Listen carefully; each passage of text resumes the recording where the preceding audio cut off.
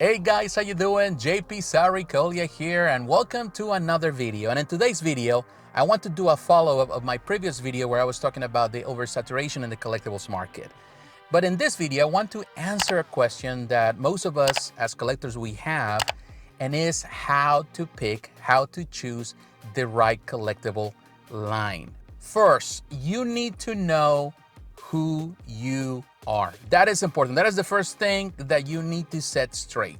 What type of collector you are, the type of person you are, your personality as a collector.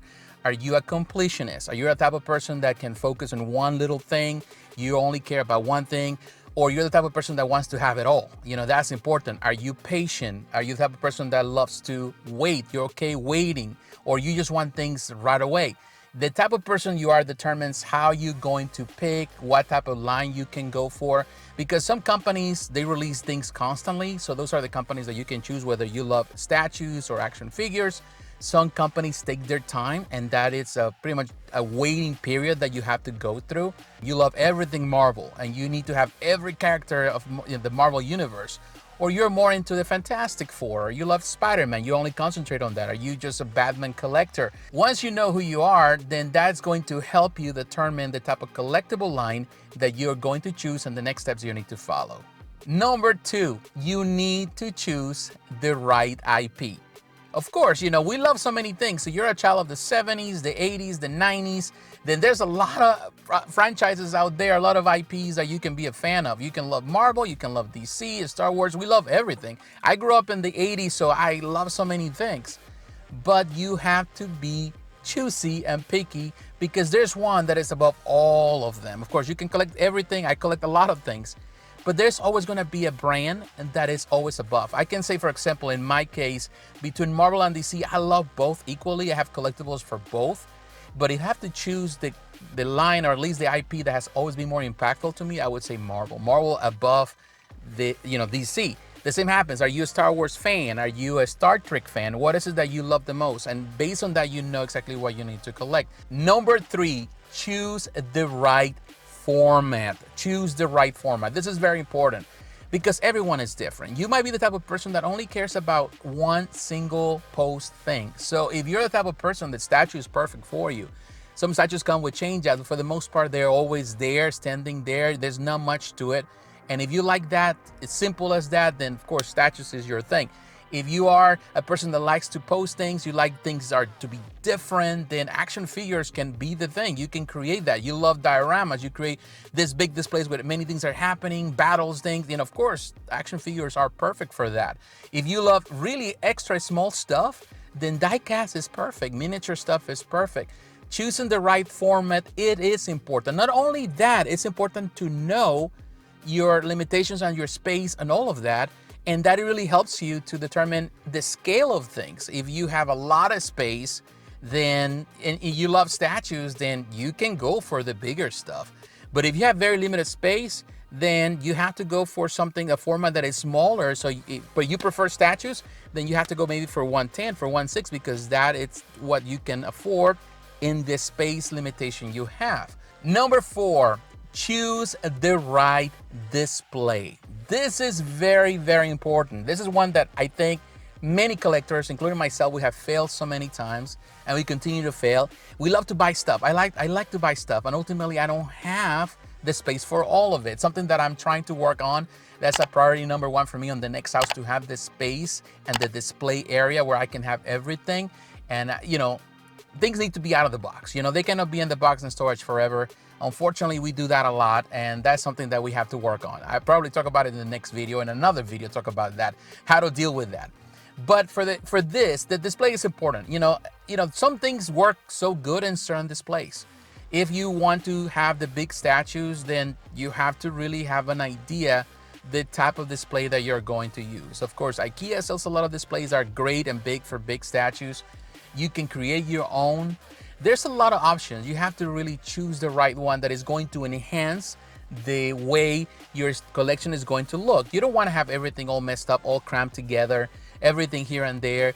You have to be very choosy and picky about how you're going to fit your collectibles in that area and that display. So choosing the right display It's extremely, extremely important. And it doesn't matter how expensive your collectibles are, if you don't have the right display, it's going to look cheap. No matter how much money you have in it, people are gonna see it as a mess and they're not going to see the value of things. So you have to always pay attention to that.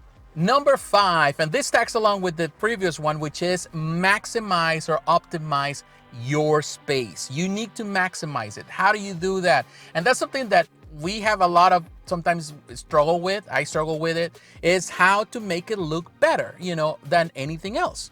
You can have a nice space, but there's not enough lighting, or you don't have it set up the right way. You don't have the scales on things, everything looks out of place or, uncoordinated. You need to coordinate things. And to maximize it, find a way. Sometimes it's all about make it look nice. Sometimes even painting the walls, the color that actually makes everything more dramatic. Lighting is always nice and makes things dramatic. Nowadays, there's so many options. Even when you have, I've seen some people when they have like die-cast models, or the model of the Enterprise, for example, for Star Trek, and they add this light, this lights that now you can find on Amazon, where you can recreate the stars, and they put it in there. It looks so neat and nice. That's a nice way to. It looks like $1 million in my book. It looks like if you are in a museum, and you don't have to spend much money. Optimize it, enhance it. Try to do things. Sometimes some people, they like to put comic books with their collectibles if they're comic book based, or they like to put like a poster or some type of art print in the background and make it look nice too. There's so many things. Get ideas, listen to people, watch videos. Some people talk about it, or go to Facebook. People post their pictures also on Instagram. There are great ideas. You don't have to copy what they do, but you can actually find how you can do it for yourself on your particular setup, and you can also make it look nice. And finally, number 6. This is the one that in the end is the most important one. And is do not give up. Do not give up. I know it can be hard sometimes being part of a hobby, because there's a lot of stress in a hobby. You might think that hobbies make life easier. Sometimes they don't. They make life harder, because now you got to worry about so many things. Just don't give up. Try it again. Sometimes you're going to fail. Sometimes things don't work. I have mentioned many, many times before. But keep trying, keep improving your collection, keep doing things around. Sometimes some companies are not going to function well. They're not going to produce or finish some lines. Just don't give up. Just keep doing it. Keep working on it. There's a lot of ways that you can continue to grow your collection without having to rely on one company. There's many companies nowadays, and this is the great thing now, that many companies are producing pretty much things for the same scale. If you're a statue collector, a quarter scale or 1/6 scale, there's competitors out there in the action figure world. You can combine things, not only Marvel Legends, you can do any other companies that are selling stuff now. There are companies doing amazing stuff for the 6-inch figures or the 7-inch figures. Just keep trying, keep finding ways to do certain things. Sometimes we can be very rigid about the things that we do, and we think everything has to be a way in. It's a personality trait sometimes. Some people are more, they like one thing, they eat the same thing every day. Some people are more free will every day. They try anything, whatever is new. But some people are not. And, it goes back to the first point, understanding who you are as a collector. But if you keep your mind at ease on things, and you try not to just simply let things bother you much, you're gonna have fun with this hobby. Anything you collect, these rules are important, and they really help for you to really define who you are as a collector, but also to have fun while you're collecting something.